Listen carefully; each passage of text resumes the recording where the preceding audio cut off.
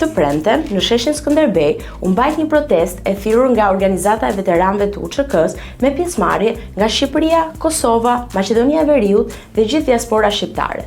Tubimi ishte në mbështetje të ish-krerëve të UÇK-s, të cilët po gjykohen në Hag për krime lufte. Nga drejtësia në Hag, të replikat mes Ramës dhe Kurtit, ja se çfarë thanë qytetarët. Mesazh që sa më shpejt të lirohen nga gjykata e Hagës.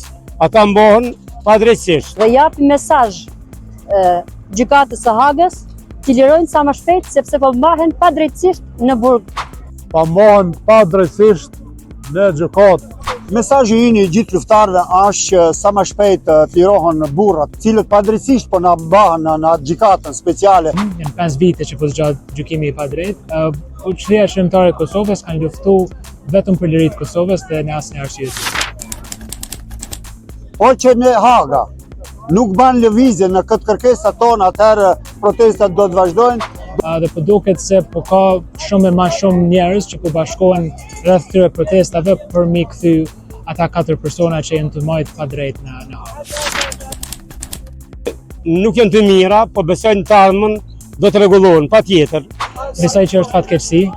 Mendoj që shqiptarët duhet të bashkohen, sidomos shqiptarët e Kosovës dhe Shqipërisë. Dhe ndarja mes tyre nëse ekziston, se ndoshta është edhe ndarje e medias ose si po bëhet prej jashtë, po besoj që duhet të bashkohem sidomos në këtë pikë ku bota në përgjithësi është në një situatë kogja të lohatshme. Ndoshta edhe këto janë më tepër një propagandë, unë e di edhe jam i vetëdijshëm që ata janë vëllezër mbi gjitha, sado që i kanë ato gjërat politika, janë veç një politik, nesër ata kanë me shku, do të vini tjetër, por mbi gjitha ato kur do të takohen, unë shpresoj që do të përqafojnë si vllau me vllau. Protesta në Tiranë përfundoi e qetë, por debati mbi drejtësinë dhe marrëdhëniet Rama-Kurti mbetet i hapur.